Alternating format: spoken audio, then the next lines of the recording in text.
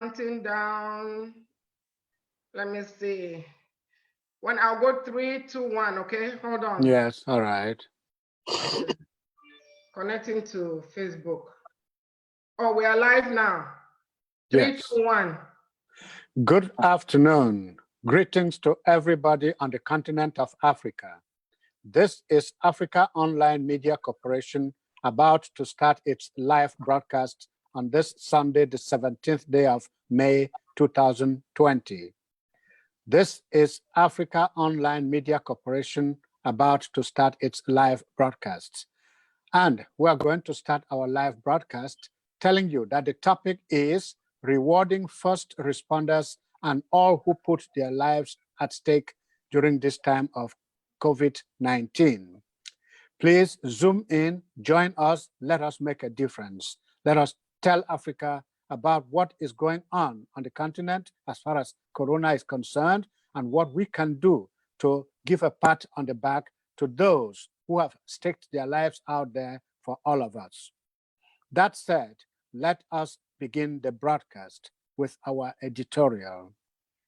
May 17 is the 138th day of the year 2020 on the Gregorian calendar. We have 228 days more before this year ends. Would you believe it? May is halfway gone already, and that we're getting to the middle of the year already. Well, that is news. But before we get or let go of talking about that, let us remember that May 16 and May 17, way back in 1770, there was this marriage, an important marriage, the marriage between Marie Antoinette of France, she was aged 14, and her future husband and king, the future king of France, Louis XVI. He was 15 years old. Marie Antoinette was 14 and he was 15. Years later, and on a different continent, a different part of the world, on May 17, 1989, in another part of the world, as we say, there was this different circumstance. Soviet President Mikhail Gorbachev, remember him? And Chinese leader Deng Xiaoping, remember him too? Well, they met in Beijing and formally ended a 30-year rift between their two countries. So the Soviet Union at that time and China at that time once more started talking again. May is usually a month of graduations in North America. Not so in 2020. Not so in this season, which has seen a different thing happen.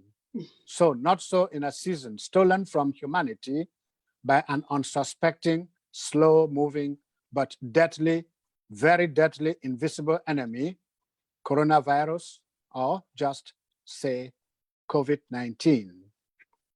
But the human spirit never falters. It moves on, inspiring hope, encouraging both the faint-hearted and the strong-willed alike.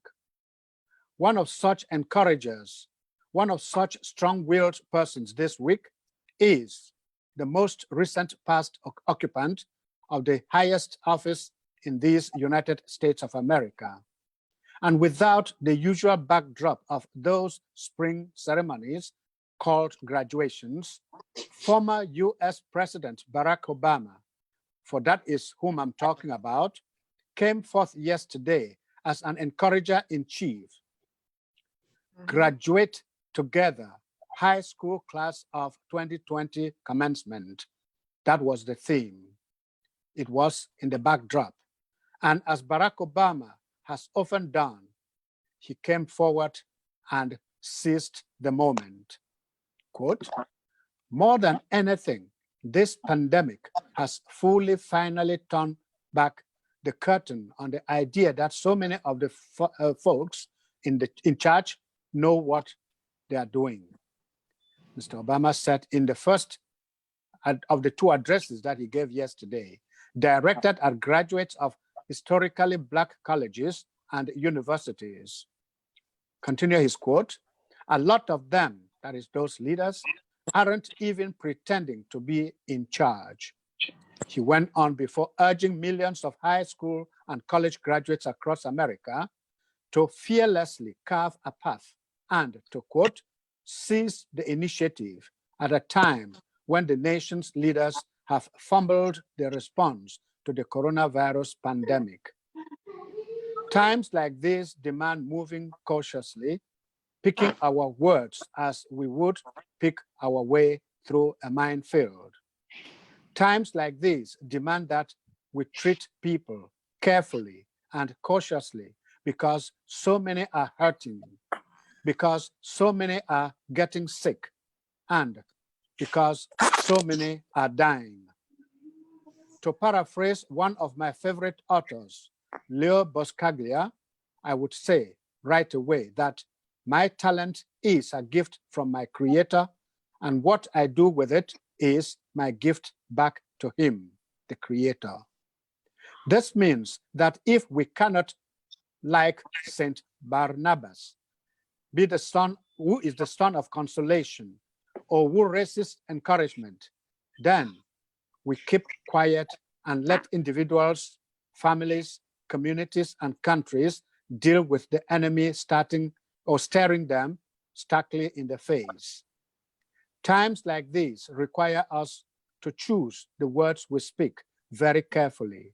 And times like these demand of us to be the best we can be, to encourage and to motivate, to spur on and to move people along, to help people who have been on the front lines and in the trenches, and to ensure that we stay around the sick, that we stay around the hurting, and that we ensure that hurting individuals are made comfortable and that we make them feel and have some comfort, which of course they always need. Call them first responders. Call them people trained or designated to respond and deal with emergencies. Call them emergency response providers. They are all foot soldiers in the trenches of a pandemic, seeking, as their trades tell them now how, to comfort and to console, to bind and to heal, and to make patients and families find comfort, find solace, find relief, and above all, find peace. As a California casualty, that is a company quote tells us, until you put your life up as collateral for another life, you don't know what life-saving is about, end of quote. The goal in times like these is therefore not to shout from the rooftops, but to show concern and interest in those in harm's way. At the end of the day, when the lives are saved, when the storm subsides, the first responders from every nook and corner, doctors, nurses, and all categories of healthcare workers, pharmacists, Red or Blue Cross personnel, firefighters, and you name them, they will all be given a deserved accolade, a wave, maybe, a pat in the back, or a pat in the back, a hug, or why not some material incentive? After all, is it not often said that human beings are flattered by toys? But not just every toy, concrete toys that someday along the road, they can look back on and say, once upon a time, there was a pandemic and I was there. So let us wrap this up in Henri Barbuse's words from his book, Under Fire, quote, I believe in spite of all, in truth's victory. I believe in the momentous value, hereafter invaluable, of those few truly fraternal men in all the countries of the world who, in the oscillation of national egoisms, let loose, stand up and stand out, steadfast as the glorious statues of right and duty. Again, Henri Barbus, he was a French soldier, but also a French writer. And he tells us that just to motivate us, because in the heart of the First World War, he saw battle, he lived battle, and he encouraged us to pat each other in the back and to say, you were there, I was there. We made a difference. So, Stella, here we go. The ball is in your court. Oh What my have you to God. say? Stella? That was supposed to be Sylvia. Sylvia. That was supposed to be Oh Sylvia. my God. So please, Before you here came we on, go. he called you Stella again. We are supposed to Yes. have a Stella on the show today. Yeah. So, but anyway. She will be coming, I hope. I hope she'll be coming. Yeah. Okay. Yes. Well, thank you very much. It's okay. You're excused. I know we have to get. Sylvia, so here we go. Thank you all for right. that. Oh my Thank you God. for a weekend that you spent very well. So we're talking about giving back to first responders. What is on your mind? A weekend that I spent very well. Indeed, I did. I spent a very good weekend, very productive. And it was beautiful to see the conversation we had on the forum regarding the same topic that we're talking about today. And such brilliant ideas were being shared on our forum. And permit me to say, I'll be a snitch and I'll share some of them on this show. But the first thing I want to say, first of all, is I want to say thank you. Thank you very much to the first responders. No amount of words actually can thank you guys for what you were doing. Mm-hmm. Yesterday, I got a phone call. One of my own young sisters in Maryland actually does one of these home care jobs. And apparently she does a living where she takes care of her one patient. About 5 days ago, her patient was diagnosed with COVID and she is 96.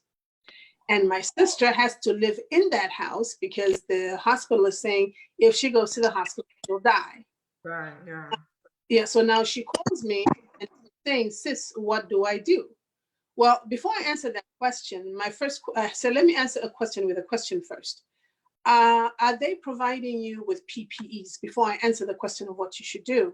So she says, oh yeah, they provide, I don't know whether she said 7 masks a week or I think there's a new mask per day and gloves and multiple gloves where, they can change as many times as they like and just put them in the trash and the trash is picked up. Then she also told me about the sanitizer and then we were laughing about our own home remedy sanitizer when we were in Africa, how when it was your turn to clean the house or do something, you would put a little bit of bleach in a squirt bottle and add some water, spray around it, you would sanitize. So I asked her, I said, are you afraid? She says, no, I'm not afraid. I said, then why are you asking me what you should do if you're not afraid? The first thing that came to my mind is I panicked and I had fear in me when you talked about COVID and taking care of a COVID patient. She said, you know this, I would rather take care of her here and I'll quarantine myself as well and stay in my room and only have contact with her when I have to. It really took me back because now I'm thinking, this is my own flesh and blood. It's too close to home for me. How do I deal with this and how do I handle it? When it's other people's brothers and sisters doing it, you look at it from a distance and just pray for them and say, Lord, take care of them, make sure they're not infected. But now it's right at my doorstep. So what's my reaction? What's my reaction and what do I do about this and how do I advise this young lady? So I said to her, listen, the good thing is I know you're not afraid, and that's the best part about this, because fear sometimes brings on illnesses that you don't even know. But since you're brave and you're saying you will stick it out, all I can say is let's pray together. We'll pray that our patient gets better and we pray that you don't catch it. Just make sure that you're extra cautious with yourself, with the way you're handling your patient and taking care of your surroundings. So we prayed together, and then she says, sis, I'm glad you prayed even for the other first responders. I said, that's all I can do is pray for them. So when I say thank you is not enough, I literally mean it from the bottom of my heart, because it's not. We had one of our people on the forum yesterday when I believe it was Reverend Pam or somebody raised the question and said, what can we do, or what should we do, or what will we do for our first responders? My answer to that was, I've always been thinking about doing a gala, a red carpet gala, to thank people, heroes, that unsung heroes, those that people don't even think about as being heroes, those people don't even recognize. Thank you on the mouth is one thing, but let's show some kind of appreciation. So one of our people, they answered and says, no, she's a first responder. I'm not putting her name out there. She's a first responder. And she said, I would rather have money than life. So then that threw me off as well. I'm like, okay, it would be a mammoth task for us to give monetary remuneration to everybody that's a first responder. That would be the best thing to do, actually. If there was a way to ask these companies to say double their salary for everything they've been doing, that would be the best thing to do. But now, with the way it is, we're so segmented, we're everywhere, here, there, and everywhere. But still, our first responders are out there. My daughter, too, is a first responder, by the way. When she tells me she's sneezing, I'm already panicked. Oh, she's got COVID. When she tells me something hurts, oh, I'm already panicked. Oh, my daughter might catch the COVID. So I'm asking you as our viewers, and I'd really, really love some answers from you guys. Please type them on the forum. We need, as a people, when I say we, I'm talking about all of us. It doesn't matter whether you're black, green, gray, white, yellow, the fact that you're human and you're breathing. What can we do for our first responders for appreciation based upon the little information I shared with you when I started? Because I still feel very, very obligated that we do have to do something for them. We should do something. They shouldn't be asking us. We should be the ones on the front line fighting for them and say, they have risked their lives for us. What are we going to do for them? Please respond to that. Give me your suggestions. And believe it or not, we will read them out and we will discuss them and see the way forward. It is within my capacity that we will be able to hold a game. First responders, again, may God bless each and every one of you. Please keep doing what you're doing. Keep yourselves safe. Keep yourselves hydrated.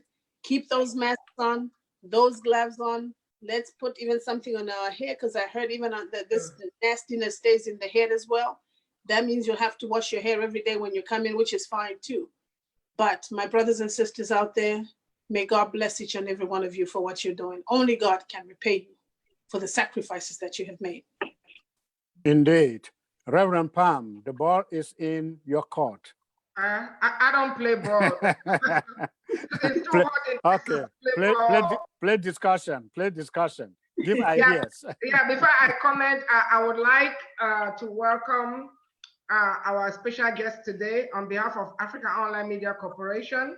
I introduced her on the forum as Dr. Stella, that she is Dr. Stella Emmanuel. And just for transparency purposes, she was my classmate in high school.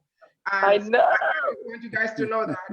Wow, there she is. Wow. In what they call S2 Biochem Physics in CPC Valley. So, Dr. Stella, you are warmly welcome. I will be coming back to you.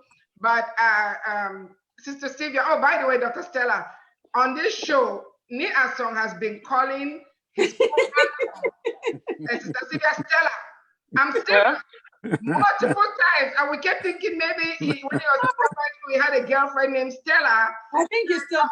Obviously, he was calling you. So you are finally on. We now finally have a Stella on this show. Yes. Who was calling me?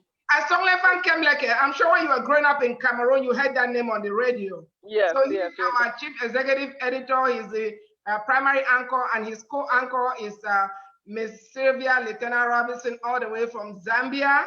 And she's also the president of Africa Online Media Corporation. So anyway, I just wanted you to know that we call Ni Asong, even though his name is Asonglefac Nkemleke, he's a Bangwa man. But you know, we Bali women. I gave him the title Ni and he's stuck. He's a man. You know how we Bali women are. So anyway, I will be getting back to you. I just wanted to warmly welcome you and also to disclose that, you know, for transparency purposes, that you're my classmate. So it's not like I'm meeting you on this show. Yeah, we've known each other forever. Yeah. From Africa, or is she in the US? She's from Cameroon. She lives here in Texas. Oh, she's in Texas. Okay, I thought she was. Okay. Oh, okay, thank you. Go ahead, ma'am. Okay. Yeah, she will get to herself. But Sister Sylvia, thank you so much for that heartfelt appreciation. Before we even talk about how to reward them, and I think we should define who are frontline workers. A lot of people think the frontline workers are just the medical personnel, the nurses, the doctors, the respiratory therapists, the pharmacists, but the janitor in the hospital, the technicians in the hospital, the grocery store clerk, the drivers that bring the food. These are all paramedics, police officers. These are all frontline workers. So they're not just referring to the medical frontline workers. We're referring to people. Okay, how did these people get to the hospital? The ambulance takes them. Yes. Yes. And The EMTs. yeah, somebody sent a funny video where a policeman pulled a guy that had a traffic violation. Yeah. And the guy just sneezing, and the policeman just Go. He put COVID the paper in the window. he was trying to ask the guy's driver, like, Poor me, I didn't hear the story. The women were laughing. I didn't hear the story. I didn't hear the story. What happened? I want to talk about police officers being frontline workers. A guy had a traffic violation, so the police officer pulled the guy. And when the police officer approached the guy's window, the guy started coughing. The guy was doing it on purpose to get away from the ticket. Okay. So the guy pulled the driver's license, tried to hand it over to the officer. The officer said, just go. Go. Okay. And now get the story. I didn't story. hear the officer said what happened. The officer refused to take the driver. The officer just told the driver to go. He said, go away. The officer was afraid. The officer was afraid that the driver may have COVID. So Yes. the officer just told the driver to go. But I said this to say, you know, they also are frontline workers. So Yes, they are. be able to define the frontline workers and talk about the role they have played. So I would like at this point to hand over to Dr. Stella, since she's a frontline worker, to tell us the role that they have played, and before we even get onto into how to reward them. Dr. Stella, over to you. Yeah. Hi. Hi, Miss Pamela and Asonglefac and Nkemleke, yes. Oh. You're welcome. Yes. You're welcome. Thanks. I'm very, very. I know we heard about. I heard your name growing up. You know, Asonglefac, Nkemleke, you know, on the radio. But it's glad to meet you finally. I'm really. I'm glad to be here on this meeting, and why I say that I'm glad is because it's good to be part of not just part of something that's happening globally, but in our own little way, part of that's happening globally, but being able to talk to our community. You know what I'm saying? Because this whole COVID thing, there's a whole lot of craziness. There's a lot of narratives that are not that are crazy.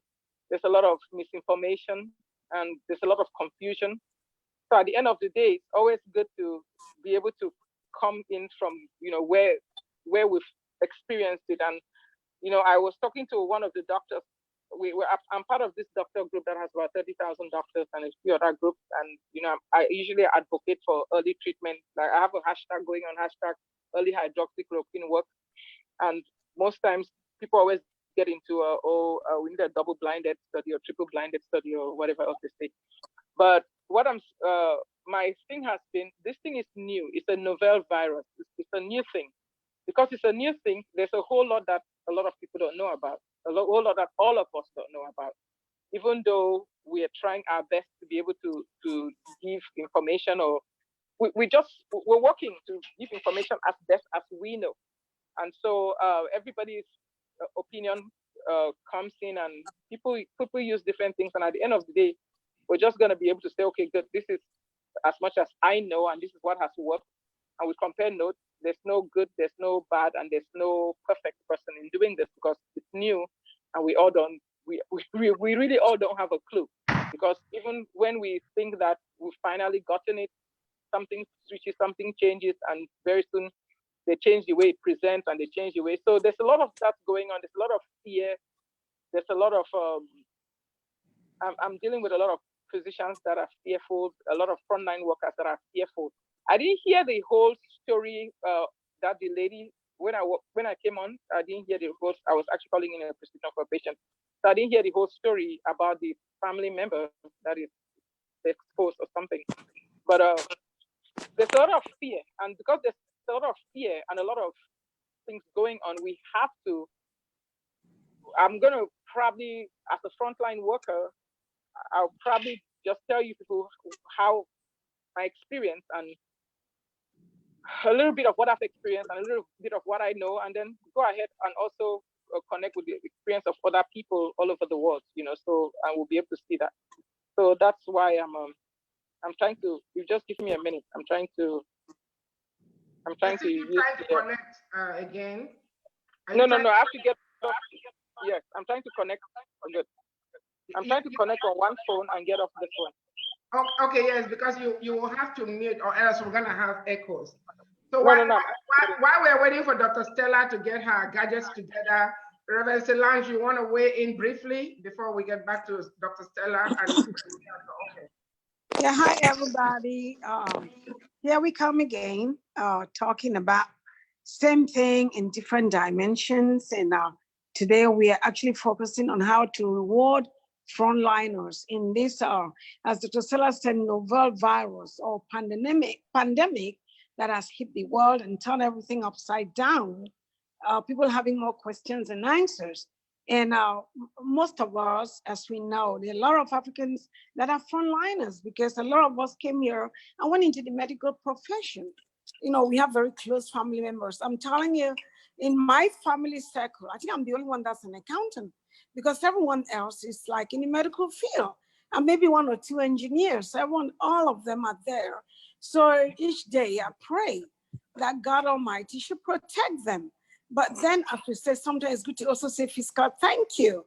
I happen to be to go to Dr. Stella Emanuel's clinic like on a daily basis, and I see what goes on there. You have people that come in, and some of them are positive and what, but we know that the main treatment center Houston is maybe downtown or something like that. But I've come face to face with things that I'm like, oh my God, you know, God should abundantly bless these frontline workers. Because I'm someone that people that know me, if I have headache or my little toe, I'll be like, do total blood work. I want to do blood tests. I want to do this and this. So can you imagine me? And people always say I'm what's the word that they use? Hypochondria, whatever. Yes. So can you imagine working in the front line of this every day, every time? And I see some of them wear all those suits that look like someone going to space on a daily basis. These frontliners, they're sacrificing something that a lot of us can only imagine. I know maybe rewarding them, I cannot think of any monetary reward that will equate the sacrifice, but whatever we reward them with, it's okay. It's a token of love. It's not that we can actually repay them for the sacrifice that they're making. It's just a token to say, you know what, we know you guys are there. We appreciate your work. And without you, we don't know what would have happened. So, and frontline workers are not just medical personnel, as Reverend Pam said, it's everyone, you know, or even as we know, police, firemen, you name it, security officers in the hospital, they're all exposed. But maybe at the end of the day, we'll be able to come up with something that will make sense as a reward for these frontline workers. And God bless you all. Amen. Yeah, talking about that, Nielsen, before I'll hand over to you to pose a specific question to Dr. Stella, our chief medical advisor, Dr. Ogoji, who's a regular, I'm surprised he's able to zoom in at this time. Usually he's driving home. Dr. Ogoji, I don't know if he's connected his audio, but I just wanted to acknowledge Dr. Ogoji. So, Nia, so you can pose your question to Dr. Stella, and I wanted to let you know, Dr. Ogoji, his state had the first coronavirus, COVID-19 case in the US, if I'm not mistaken. So between Dr. Stella and Dr. Ogoji, we'll be able to hear a lot from they are the two frontline workers on this program. Nia, so Dr. Stella is ready. Okay. Well, Dr. Stella, anyway, it's my pleasure to welcome you to the show. And please feel free at any time to either call on me or call on Reverend Pam or call on all of us here to be able to work together to make sure that things work. But talking about first responders, Reverend Pam mentioned briefly some of who are first responders. Does everybody else count as a first responder? Because even in your home, you are a first responder when your child or when your husband or when your relative knocks the toe against the stone. You are a first responder by trying to make sure that you comfort them, you give them the necessary care to be able to move forward. So who exactly is a first responder? Frontline workers. Frontline workers, yeah. Frontline Anyway, workers. I'm going to give okay, like I said, I will probably I want to share a little bit about like my experience with handling COVID. And because, like I said, this thing is new. Everything right now, there are no double-blinded studies. For double-blinded studies takes a long time. We don't understand all the symptoms quite yet. But I've been one of the big advocates on early treatment with hydroxychloroquine, and I'll tell you my own experience personally taking care of patients. And Pam, you're a pharmacist. If you look at the mechanism of action of chloroquine, we all grew up taking chloroquine and hydroxychloroquine growing up.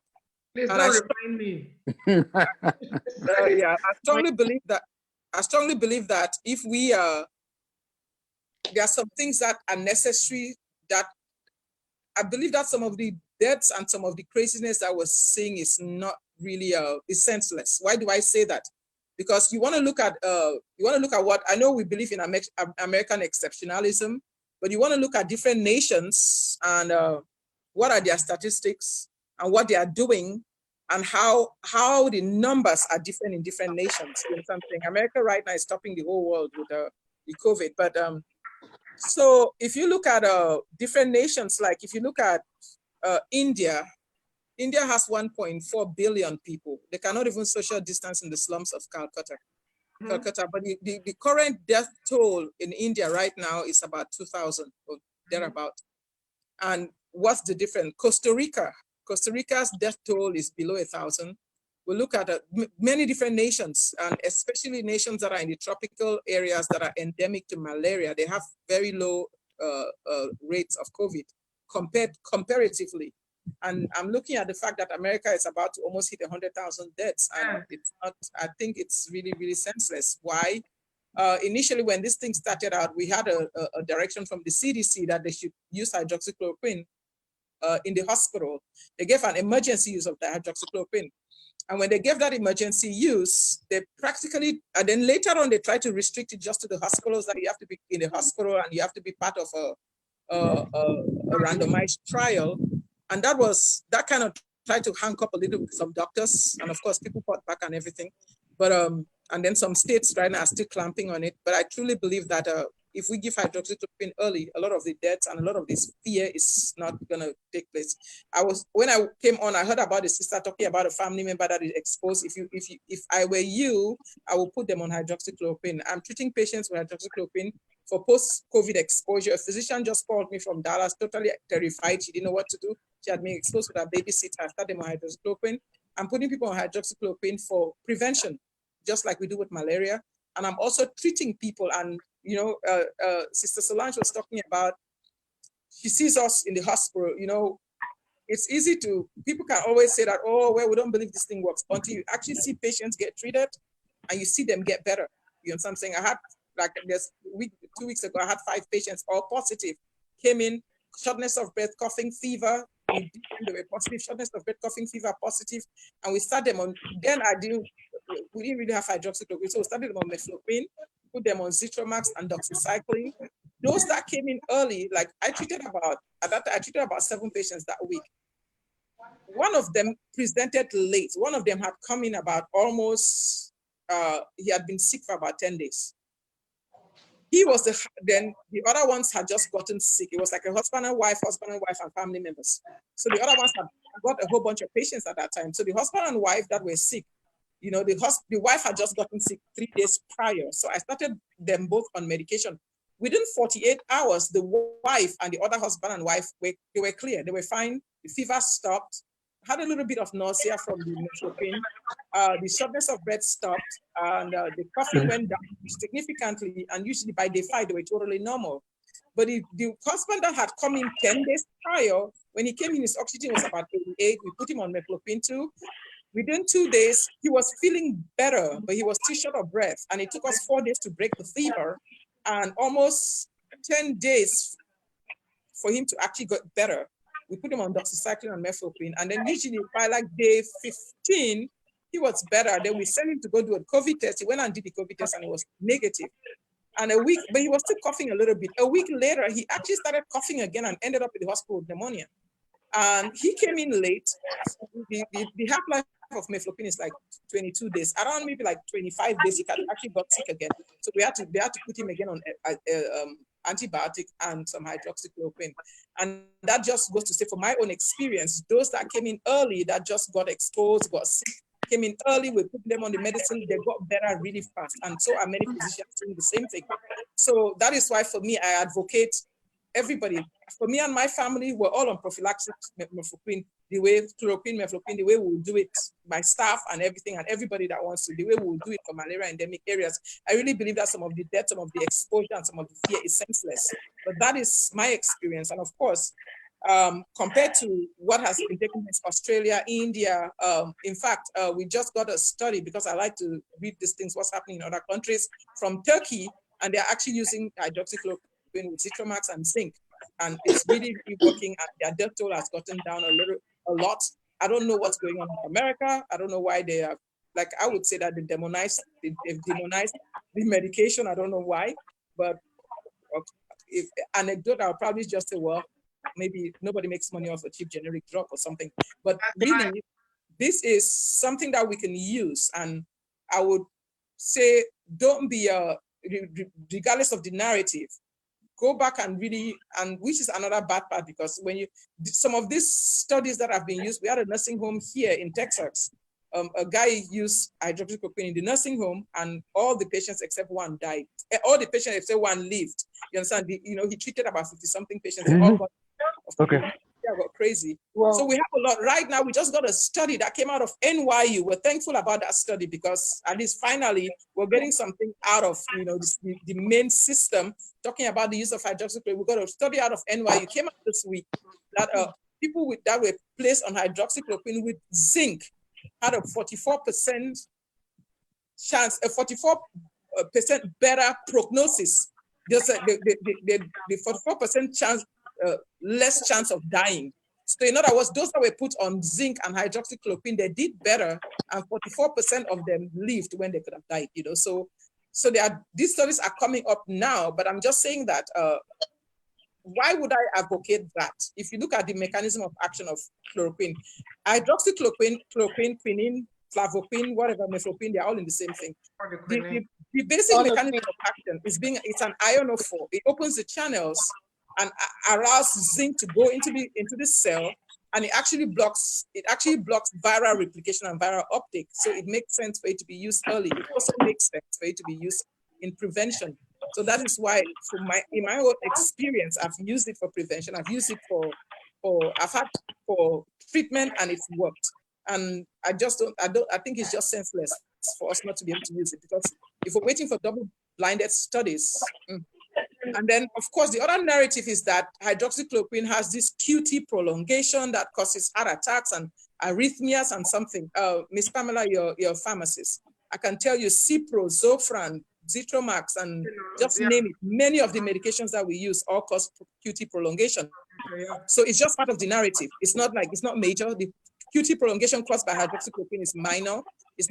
And then many patients that have, if you talk to rheumatologists, they give out hydroxychloroquine like candy. The patients have been on it for years and years and years. They don't even do an EKG to follow that up. So this is just to, Doctor, so that's my experience. Yeah, so there's a question. Yeah. Sylvia, you have a question? Yes. So that's been my experience. So I would just say that we need to be able to filter what the narrative is. Because sometimes when things going this crazy, you got to filter stuff sometimes to be able to know the truth. And really, one of the first studies that was actually done on hydroxychloroquine was actually done under Dr. Fauci. It was done in 2003 or something. I have it on my Facebook and stuff. It was really when they showed that in vitro hydroxychloroquine taken with zinc actually inhibits COVID. Then it was COVID-2. Actually inhibits the coronavirus virus. So these studies have been done.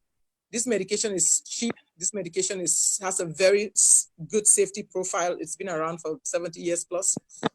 So I'm just saying that I've almost become an activist. Right now, doctors are calling from all over the nation. Most of the people that I've had to treat have been doctors calling from other states that are scared. They are infected, they are exposed, they are scared because their states will not let them prescribe this medication. I've had to ship mefloquine to several doctors in New York, people in in different states and they take it and they do well, you know what I'm saying? So I'm just kind of giving you guys my own anecdotal experience. Right now, nobody has a double-blinded study. Everything we do is anecdotal. That's the key word, anecdotal, yes. So I'm saying, even in the hospital right now, they are intubating patients. People come for COVID, they get intubated, and 80% of the patients that are intubated don't make it. So that too is anecdotal. They've not had any double-blinded study on what ventilator setting to use for COVID patients. This is a novel virus, so nobody has any real study. So nobody can tell us that they have any, anything that they can give. We're talking about remdesivir, and I'm glad that they are talking about it. I hope it works. I hope it's good, but we don't know the medication yet. You know, something. Okay. It works. We don't know the medication, but we want to make sure if it works, then let's all use it. So we need to put everything on board and be able to use it, make sure that we get everything that we need and be able to do well. Thank you very much. Dr. Ogoji has been is at work actually and wanted to chime in before going back to work. So Stella, just hold on. Sylvia, just hold on. Dr. Pam, Reverend Pam, just hold on. Let's hear from Dr. Ogoji. He's from Northwest United States. Yeah, can you guys hear me? Yeah, we can hear you and see you too. So I am actually in labor and delivery, so I may not speak long. It might come any moment from now. Tell the baby to wait till this show is over. Okay. So I think the topic is the role of frontline workers on COVID-19. How to compensate? How to reward them? Okay. Well, our job is a job of, how will I put it, a job of service to humanity. Yes. Frontline workers have been known to do these things for a long time. Mm-hmm. The only reward I think they need is appreciation and making them know that what they are doing is rewarding, so they can keep doing what they are doing. There's no financial compensation to somebody putting his or her life at risk to save the life of other people, but that's what we're meant to do. So just saying thank you to them and appreciate what they do is all what they need to know at this time, because every time you go to work and there's a potential chance of getting in contact with somebody with COVID. Yes. 2 months ago, we thought it was only people with symptoms that have COVID, but now we know that there are a lot of asymptomatic carriers of this infection. And therefore, anybody who meets a potential carrier, and they make us wear this while talking to patients now, but patients don't have to wear it, unfortunately.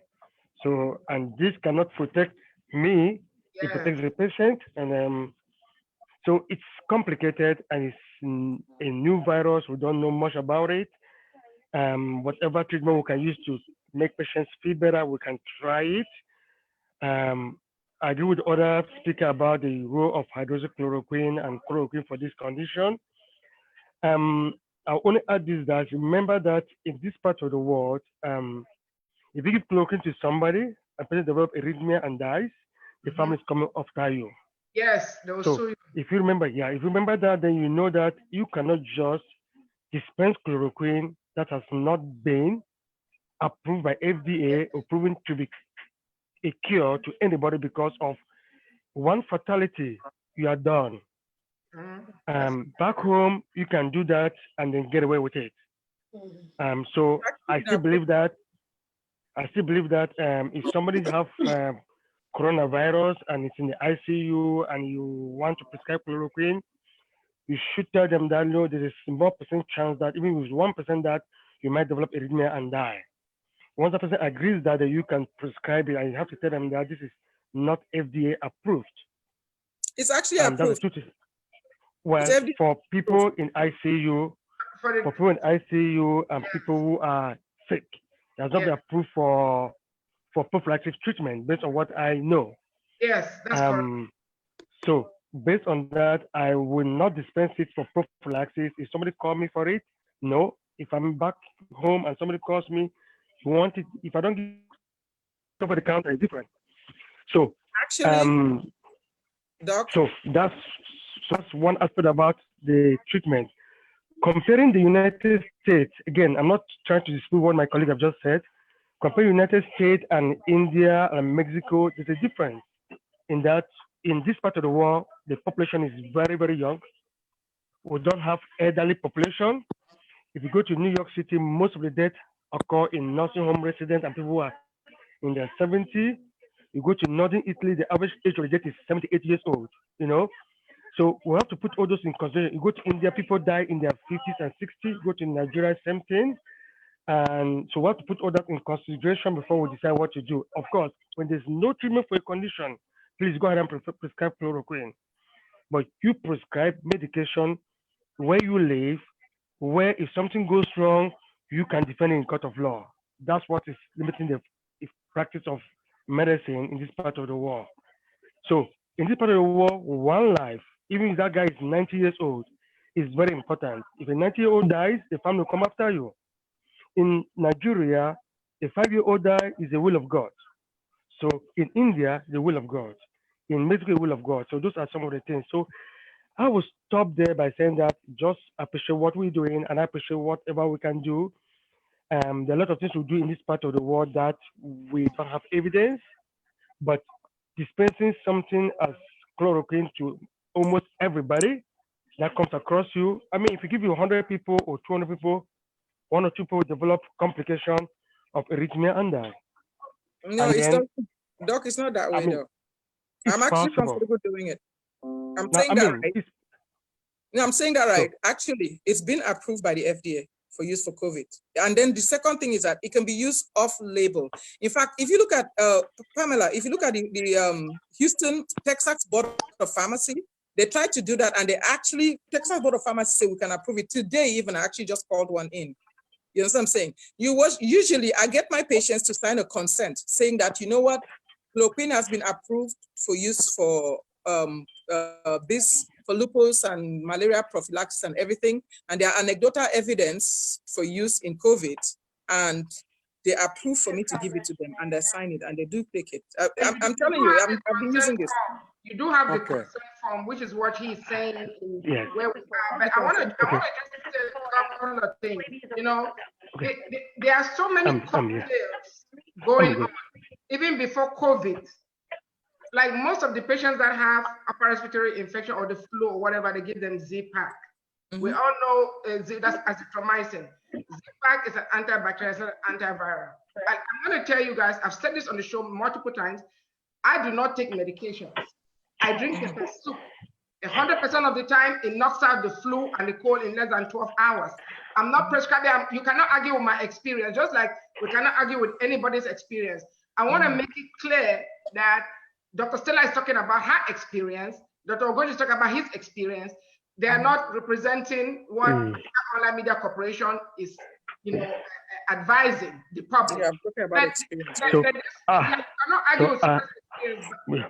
I have to go in a few minutes, okay? But I am comfortable prescribing chloroquine where I know that something goes wrong, nobody will come after me. You're right. I'm comfortable. So I've prescribed it a long time. I've practiced in Africa for a long time. Yes. I dish out like candy.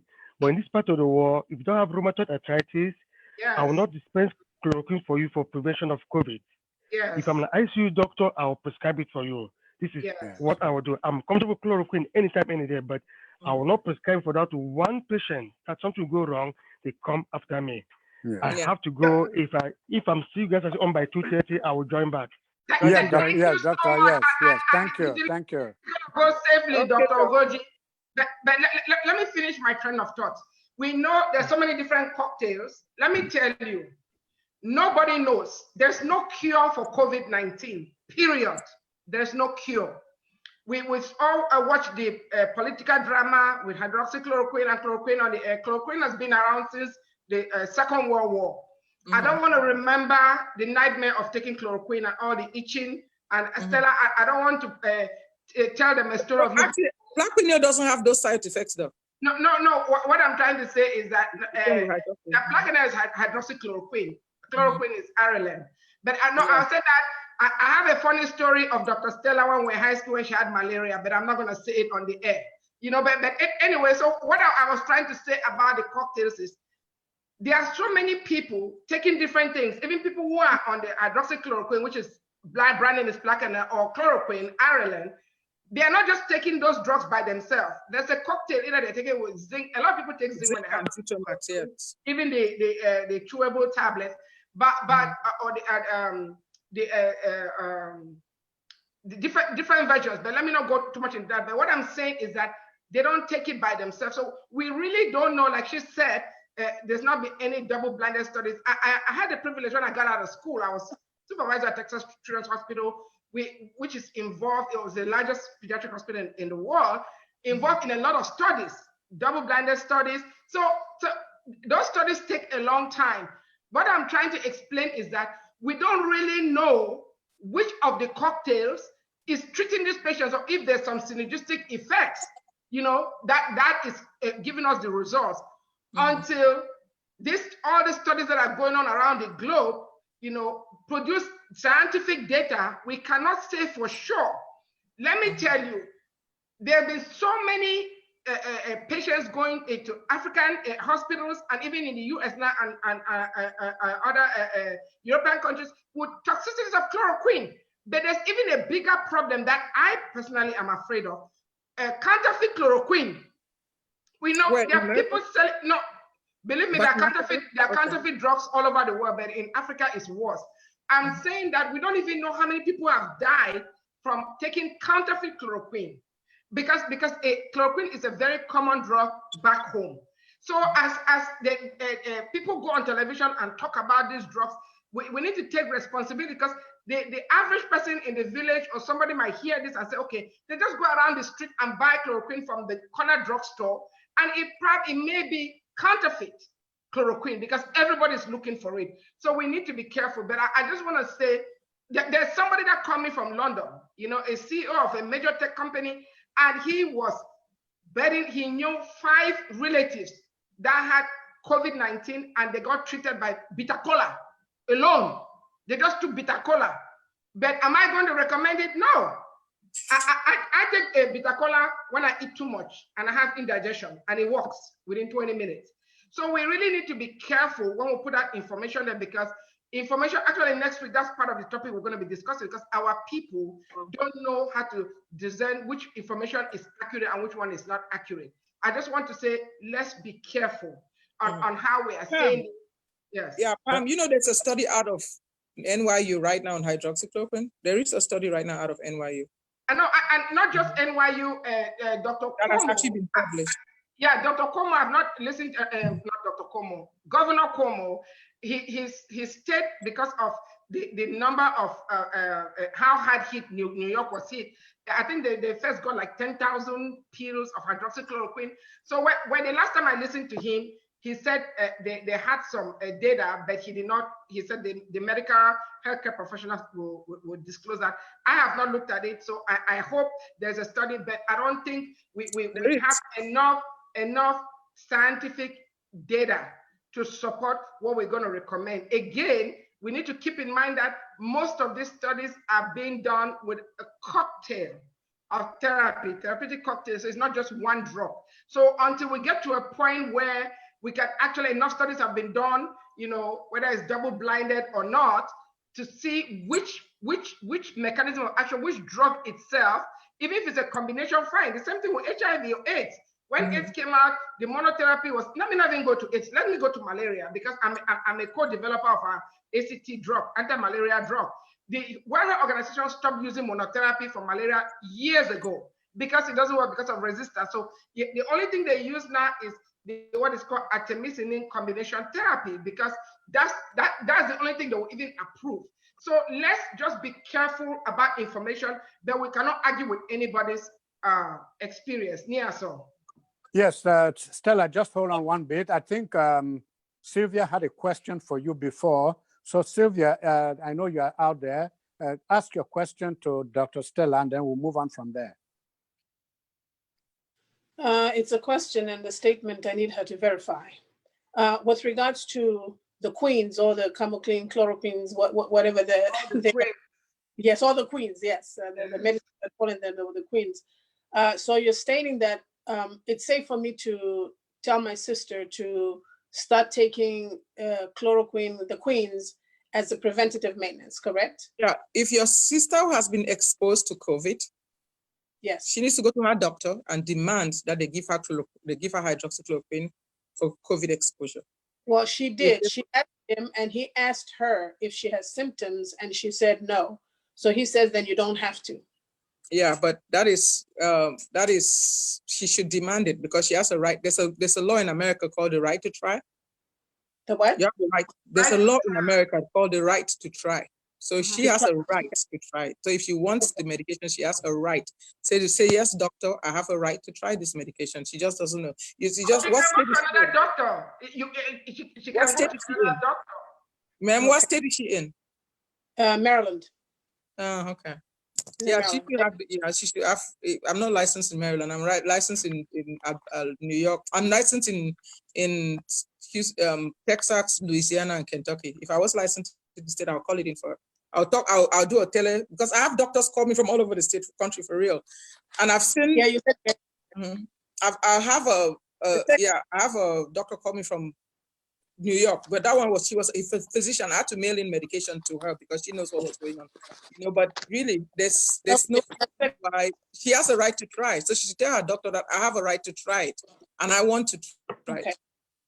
And then sign a consent. Because that's what I make patients do. I make patients sign a consent that they have a right to try it. So, just like I said, everything else is anecdotal, but there's so we work on the anecdotal evidence. Everything else they're doing right now on COVID is anecdotal, but every doctor, just like we can use any medication off label, and when you give a medication off label, all medications have side effects. As long as you tell the patient this and this and this are the side effects, and this is what I'm giving you for, and they sign. Let them sign. That's the thing. Sign. But you know what? That's what I make them do. I make them sign.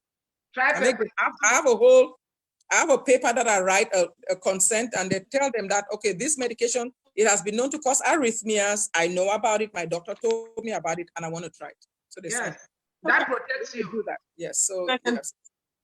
The thing is, this morning, I believe I'll share the video with Reverend Pam so she can forward it to you. There's a doctor, I'm not going to mention her name, but you can hear her name in the video, that was talking about. For sure that the queens, the chloroquines do heal, or they do like a yes. What you said. In other words, you're verifying what she said. However, yes, she's saying that when she sent some patients to the pharmacy to go and get the prescription for the queens, the whichever, I can't remember whether it was mefloquine or chloroquine, but one of the queen medicines. Yes, the pharmacist says the new law is stating that the pharmacists, have to call the patients themselves and say they need to come through drive-through. This is Walgreens now, because she mentioned Walgreens. She says, I'm calling Walgreens out, and so I believe I have the right to use her statement. I know that doctor is in Dallas. Okay, so she said that the Walgreens is literally calling the patients when they get the Queen's, prescription, when all of them, I can't remember which ones they are, but I'll just say Queen's to be on the safe side, and that they cannot come into the store picking up their medication. They have to go through the drive-thru. That's number one. Number two, she's also saying that when these people are given the prescriptions to go to the pharmacists or to the pharmacy to pick up their drugs, the Queen drugs, that's the chloroquine, and stuff like that.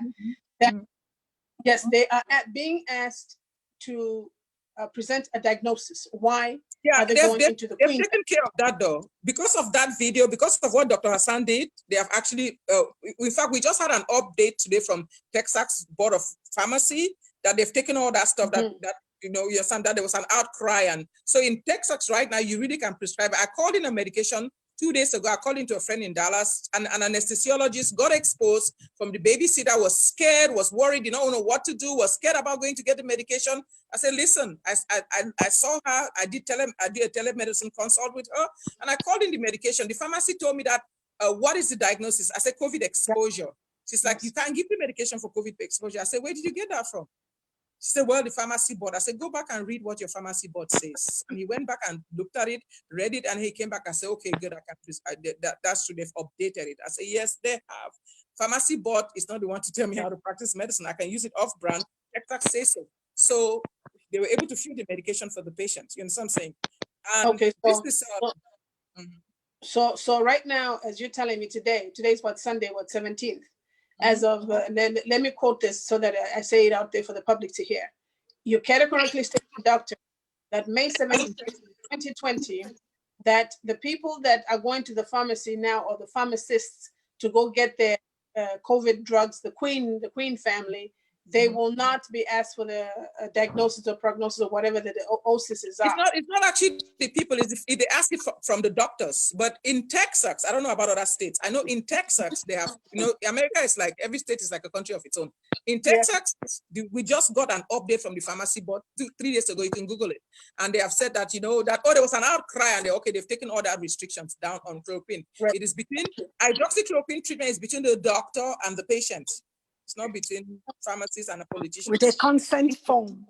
We're Yeah, getting so for me, I do a consent form. The reason why I do a consent form is not because I think hydroxychloroquine is so dangerous, it's going to give people heart this thing. All that stuff is talk. If you take the right dose of hydroxychloroquine, we all know it doesn't, the QT prolongation that happens in hydroxychloroquine is also the same QT prolongation in Zithromax, in Cipro, in just name it, Zofran, and we give this stuff out to patients like candy. We put patients on, that's what I'm saying. So it's just a narrative. Okay, please. We're at the top of the hour. And I've been waiting for you to take a breather so that we can go to Reverend Palm to give us our mid-program announcements. Then we'll get right back to all of you. Okay. Thank you, Niason. Thank you, Dr. Stella. Dr. Ogoji is delivering some babies. Thank you, Sister Sylvia Stella, formerly known as Stella. Hopefully now that there's a real Stella, Niason will stop calling Stella. I know. I want to say a couple of things. During this COVID, a lot of boards of different professions, whether it's medical or pharmacy or nursing or whatever, they themselves are on lockdown. Most of them are working from home. There are some states, I'll give you an example. I'm not going to call the state. I'll give you an example. One of the states that were hard hit, I wanted to do the pharmacy with them. And their website was still requiring me to take the law exam in their state. When I emailed them, they told me, no, I don't need to. I had to email them. I said, your website is still telling me that I have to take but they were waiving it for me to do that. So I say this to say, somebody can, at the end of this show, we go to different websites, things may have changed. It depends on who is always going on that website to look at the update. But there's one thing I want to tell Dr. Stella, the doctors can write all the prescriptions they want. The pharmacists also have what we call right to refuse to fill a prescription. I don't know, a few years ago, you guys, not it keeps happening where some pharmacists, because of their faith, they don't want to fill birth control pills or different things they will not fill. There are pharmacists, yes, there are pharmacists because of their faith or their religion, they will not fill birth control prescriptions. And there was even a big case in CVS, but I'm not going to go into that. So even though, and I'll say this for the benefit of Sister Sylvia, we're not going to make a categorical statement because even though the state board has lifted those restrictions, you can still go to one pharmacy, another pharmacist will fill it, and you go to another one, the pharmacist will refuse to fill it. The board is not going to reprimand them because we have that right to refuse. But going to this topic, our next topic will be the role that the press has played in reporting this COVID-19 and coronavirus. We all know there are so many self-appointed journalists and reporters all over the world. They report things as if their name was Asonglefac Nkemleke. So we're going to be talking about the role of the press. And there are some, I'm not going to use a phrase that somebody usually uses, but there's a lot of false news out there, a lot of unvetted information out there. So we really need to be careful. Where do you get your information? Even some of the big name news media, both the print press and the regular media, cable news, they have also made mistakes. So we're going to be talking about the role of the press, not just in this country, but globally. Because a lot of people, especially the younger generation, they get their news from social media. So that's what we're going to be talking about next week. And since Dr. Stella is on this show and you are a pediatrician, I think we are going to be at the end of every month. I'm actually crossing to pediatrics and general practice and ER. So it's not just pediatrics anymore. I do general practice. Okay, no problem. But I still do pediatrics though. At the end of the every month, and we've done this for 4 years, we tackle a health topic. So I think for May, and I'm kind of put you on the spot here, we're going to be talking about pediatrics. We'll give you the exact disease states that we're going to be talking about. Okay. You know, well, we might tie it into COVID because a lot of people, when this started in China, they said it didn't affect children. And now there is a new child, I don't remember what it's, Arizona or whatever. Yeah, they think it causes Stephen Johnson in children. I don't think so. Yeah. No, we're going to be talking about that because a lot of children. Stephen Johnson? Yeah, they're talking about Stephen Johnson syndrome in children. And they are not really, they've not really related it. Yes. System inflammatory, multi-organ. Yeah, it's Stephen Johnson. It's Stephen Johnson. No, but they didn't call it that one. So this particular child, I think it's out of Arizona. I saw it on the news the other day.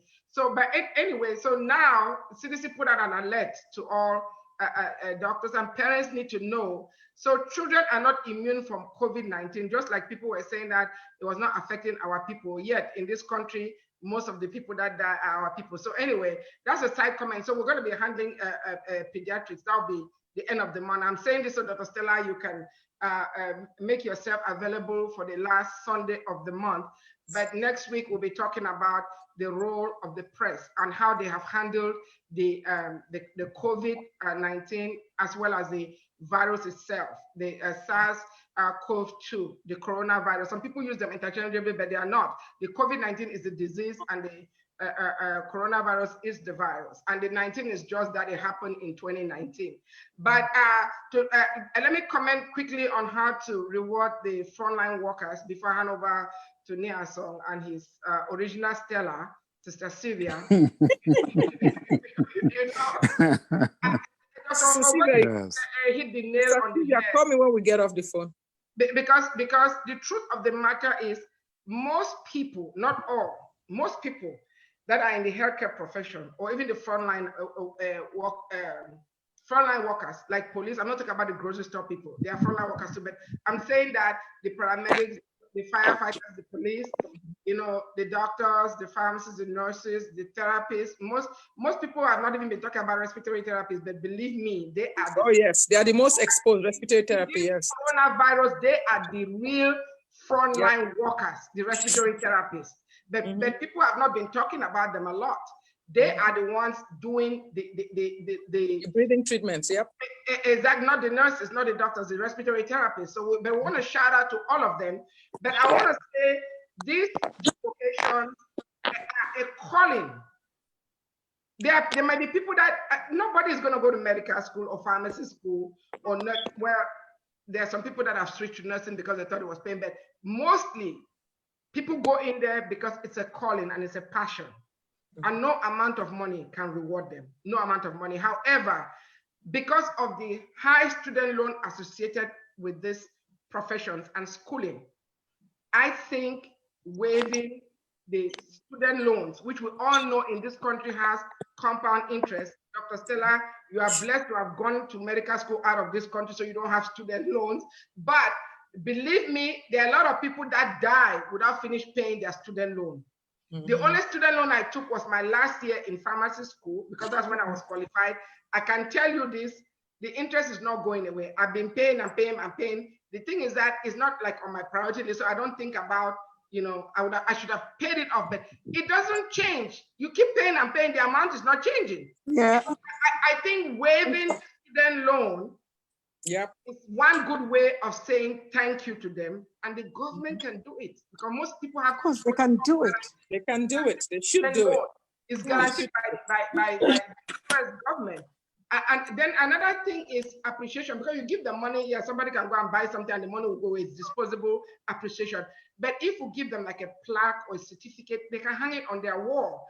Not that they need it, but just a certificate of appreciation, which is something that African Online Media Corporation will be doing. We're going to be, our board is going to be meeting, soon, and we're going to be talking about a fundraiser, a digital fundraiser, to appreciate the frontline workers and also to carry out some projects on the continent. We have a lot of projects. But anyway, I just wanted to thank all the frontline workers. Dr. Stella, thank you for what you're doing. Dr. Ogoji, we have a lot of them. Dr. Bitazong, Dr. Adeline, we have a lot of frontline workers on our team. Our medical squad, Dr. Shadzeka. I mean, if I forget your name, please. There are so many of you.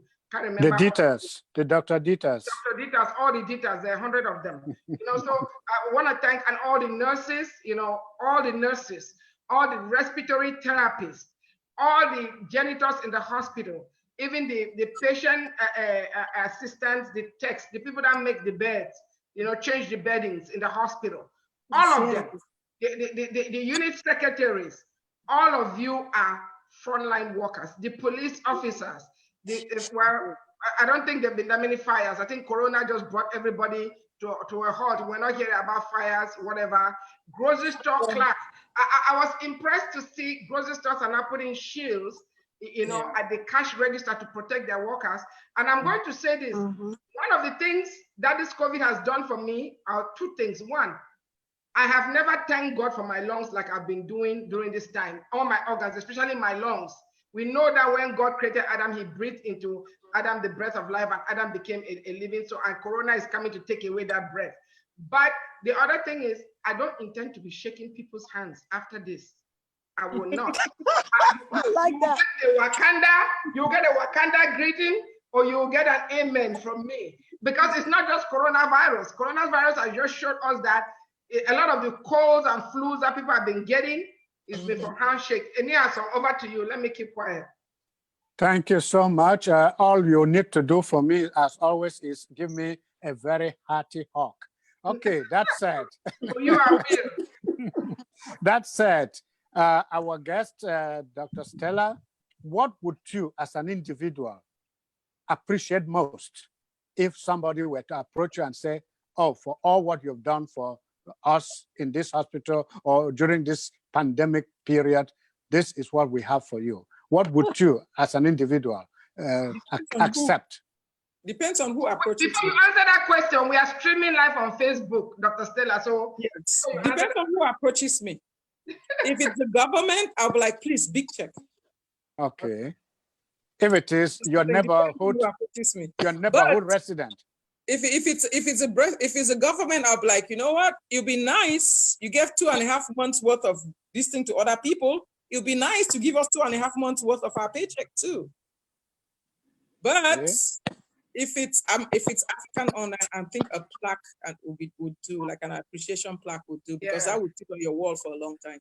Yes. And I will quickly take a round of the table. Solange, what would you accept if they were to give you something in appreciation for what you are doing for this period of COVID-19? She's not a frontline worker. I know, but how do you know? I mean, the clinic. She works in my clinic. I'm a frontline worker. Let me tell you. Works in my clinic. Let me tell you, I'm a frontline worker. At this time of the year, I'm very busy doing people's income taxes, right? Everybody wants to come to my office to take care of their taxes. So I lock myself down. I have to wear a mask every day. We had an extension. So exactly. So I get people coming to my office all the time. So I'm in the front line too. I don't Remember you work in my clinic? She can't. Exactly. And I go to Dr. Stella's clinic. But you don't touch patients and you don't come in contact with. I don't buy it. Let's talk to the real frontline workers. Okay. All right. I agree. She doesn't touch patients. Let's hear from Sylvia. Let's hear from Sylvia. She's been quiet for too long. I'm a frontline worker, Reverend Pam. I'm sitting in front of you, am I not? No, exactly, right? Okay. All right. All right. I do telehealth. I'm not a frontline worker. You know? On a serious note, anyway, sorry, I didn't mean to make that a joke, but And on a serious note, like I said earlier on in my prelude when we started. Wait a minute, before I go there, Reverend Solange, our tax is done yet for Africa Online? No. Ask Reverend Pam. Why I'm me? waiting for Oh, I'm no. waiting for Reverend Pam to give me the paperwork.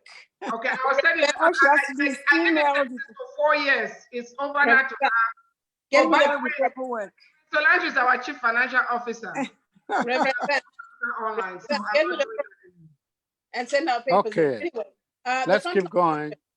The frontline workers, like I was saying in my prelude, I seriously, like Reverend Pam said earlier on, we do need something for them. That plaque that the other lady said she wouldn't want a plaque, she wanted money. I'm still waiting for her to give me advice on how she thinks people should be compensated monetarily, because if we have to do a fundraiser, which we are very capable of pulling together within a week or two, it would be a plaque that, excuse me, would suffice for most of our frontline workers, because it's true. Those are memories which you will remember 10, 15, 20 years from now, and you can show to your grandchildren. During this pandemic, I was one of the sheroes or the heroes, on the front line, and this is what we did. And this is the I got. Yes, the sheroes and heroes. Yeah. That's a new one. That's No, new. it's been around. Heroes. That's the feminine hero. Correct version. Yeah. So, but anyway, in due course, like we have said, we will be doing something to that effect. I'm not sure what month we're doing, because some of these months will be taken for the same. But I believe that before the year is over, Africa Online is going to do a fundraiser of their own, so that we also contribute our little portion to society, as well as to the PPEs that the so many countries are looking for, or so many hospitals are looking for. And once that program is put together, you'll be sure to hear from me or from my co-host to see how we can best accommodate the countries, especially the countries in Africa that are really looking for this. We did one fundraiser yesterday, which went really beautifully. I'm not going to talk about that, but I just want to share that with you. It was the first of its kind that we did, and it was more so like an experiment to see how we could start facilitating for most of our African countries, in other words, the continent itself. Most of you doctors and some of you learned people are predicting that it's going to hit Africa, but somehow my spirit is telling me it's not going to be that bad, but I could be wrong. No, it's not going to hit Africa. They got Benin back. So with that, let me just say something real quick, Sister Sylvia. It's not going to hit Africa. We rebuke it. Wait, Sister Sylvia, I wanted to say something. Dr. Stella, just so you know, Sister Sylvia is the president of Africa Online Media Corporation, just so you know. So, and of course, Nia has been the chief executive editor, and I just added to his responsibilities. Of course, I've been the chair from the beginning and serving as CEO until we get some more help. But these four I'm people, so impressed. Yeah, these four people you see here will be making sure Africa Online Media Corporation raise some funds, not just to appreciate frontline workers, but also to do some stuff for Africa. It is Africa Online Media Corporation. It's for all 55 nations. Sister Sylvia is from Zambia. We need some more people from other countries. We have several countries represented on the forum. I think maybe at last count, it was probably like maybe 15 or 20. I've lost count. So anyway, I just wanted to introduce them to you, Dr. Stella, so you know when they are talking, you know the capacity that they are talking, in. So, Nia, so. Yes, Dr. Stella, going forward, you've been on the show since yesterday, I think, when you came online. But at this point, on the forum, sorry. Now wait a minute. Before you guys go on, you didn't let me finish my thought process. Oh, what was your thought process? Finish it before you get cut off completely. Yes, thank you. So, I wouldn't do that to you anyway. As I know, Reverend Pam, I'll take care of her tomorrow. I was trying to introduce you, my beautiful sister. I wanted Dr. Stella to know the capacity in which you are speaking. Well, thank you. Yes, you're very right. Thank you. I should get a plaque for that. I should get an appreciation plaque. That is really good. Okay, let's go ahead. What I was saying is, for sure, we're going to be doing a fundraiser for Africa Online because it's a necessity. And like Reverend Pam said, it's not only for the frontline workers, but we also just need to do a fundraiser because there's a lot of charities or other organizations that are going to be looking to us, to assist in many ways than one. So as soon as we have a calendar ready and we have a date ready, we shall be announcing it. And we will actually be asking most of you, including you, Doctor, that is on the line, will probably be asking and to be on this this upcoming event, which we haven't put together. Reverend Pam told you, or rather announced, that we will be having a board meeting very soon. And as soon as the board meets, then we'll be able to disseminate and share this information and see how we can all be participating in this beautiful event so that we can raise the funds for operations as well as the PPEs that are required. And also, if we can award the frontline workers, we will be more than happy to do that, to include this in our program. So with all that said and done, over to you, sir. Thank you. That being said, Dr. Stella, we welcome you again once more to the forum and to this program, but we want to insist that feel free at any time to post things that are relevant on our WhatsApp chat room so that from there we can generate conversation. Tomorrow night we'll be posting the topic for tomorrow, that is the media and media coverage of COVID-19. So we'll be posting that topic tomorrow night. But for today, we can continue with the COVID thing until the end of, till midnight tonight. So if you still have stuff to post, you can go ahead and post that. That said, finally, as we're going towards the end of the program, Dr. Stella, what is your most ardent wish for this period of time that we're going through? What is your greatest wish? For the everything that is happening for the past 6 weeks, is it 8 weeks since COVID came? 2 months.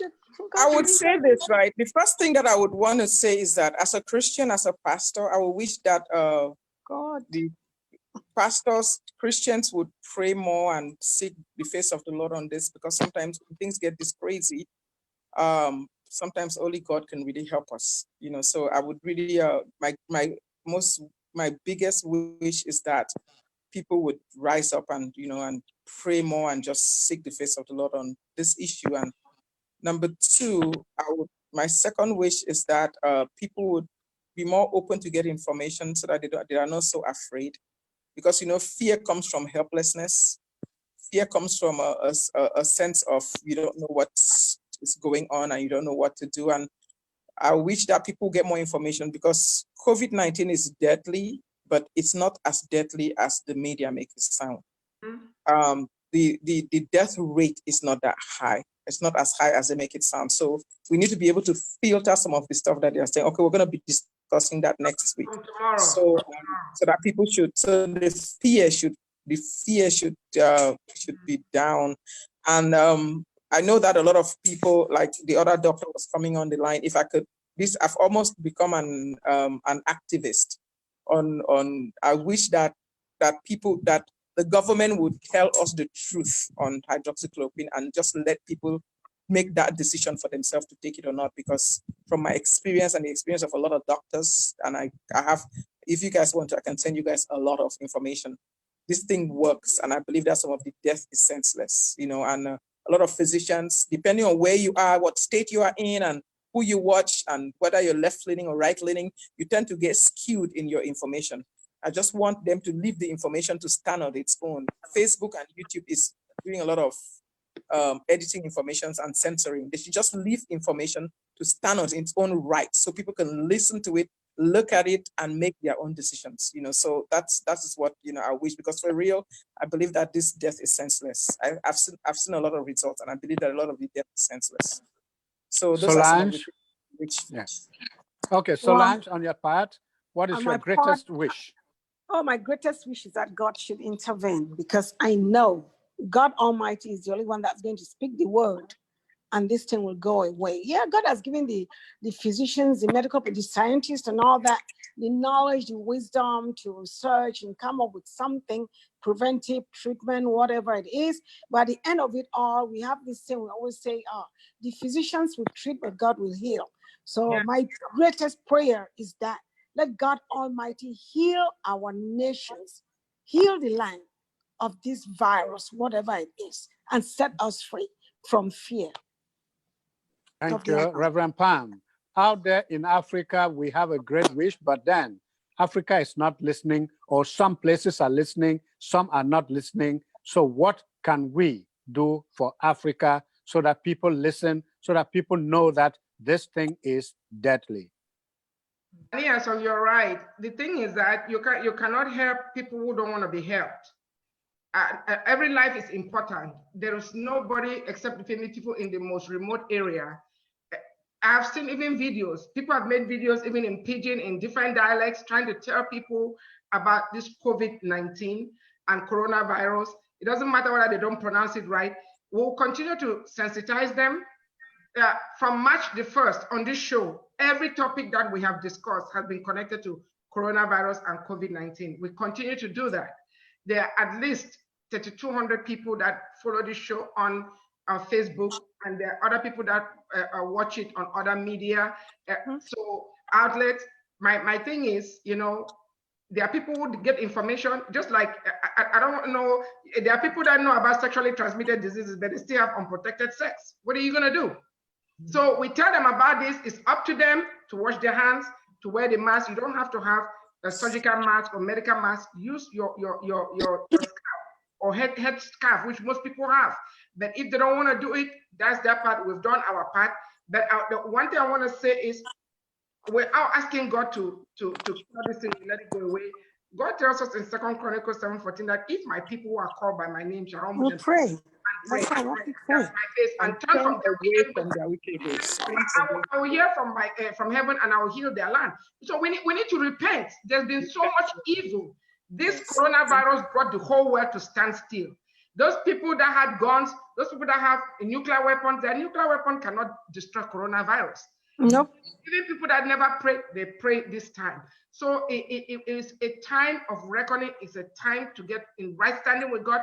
It's a time of atonement. It's a time of repentance. Yes. I mean, complete repentance. We start with ourselves, start with the person in the mirror. We have to repent.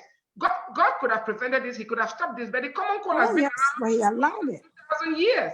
And there's no cure for the common cold. Why do you think they will be able to come up with a cure for this novel virus? Yeah, so. Okay, co-anchor Stella, please. Sylvia. Sylvia, not There Stella. you go again. There you go again. Even though it's You boldly, know what I was telling you? I don't know what it boldly is. written in front of me. Oh Okay, my God. Oh my God. Anyway, Sylvia, please. Sorry. the world is like a child. We were talking about Africa. The Africans are not listening to this. They're not listening to that. I'm following instructions. When we have children in the homes, our children make so many mistakes, no matter how many instructions you tell them. You tell him your choice to sweep the house every day, and guess what? He'll do it once a week and he'll forget. But that doesn't mean you disown him. You'll continue teaching him again and again and again. You repeat yourself until somebody listens. The world is the same. Africa is the same. Yes, today they won't want to listen. They will be out there instead of being quarantined. And like we said, it's a little bit harder to be quarantined in Africa, but I'm sure they're doing the best they can with what they have, with the facilities that they have. Whereas here in the United States, we have much better options. We can quarantine ourselves and still self-sustain. We still run to the market, we still run to the stores, and we come back. But that doesn't mean we stop talking. This is why we have this podium here. This is why we have this program, so that we are the mouthpiece that will never stop, will never shut up. Yes. We have to keep talking and talking just like a child. A child will be defiant, a child will talk back, a child will do this, but guess what? You don't disown him. You still go back and tell him the same thing, correct him and over and 50 million times until he does it correctly. Yes. Now, God forbid he dies, then we'll start blaming ourselves. I wish I had done this, but if wishes were horses, guess what? We'd all be good riders. That's right.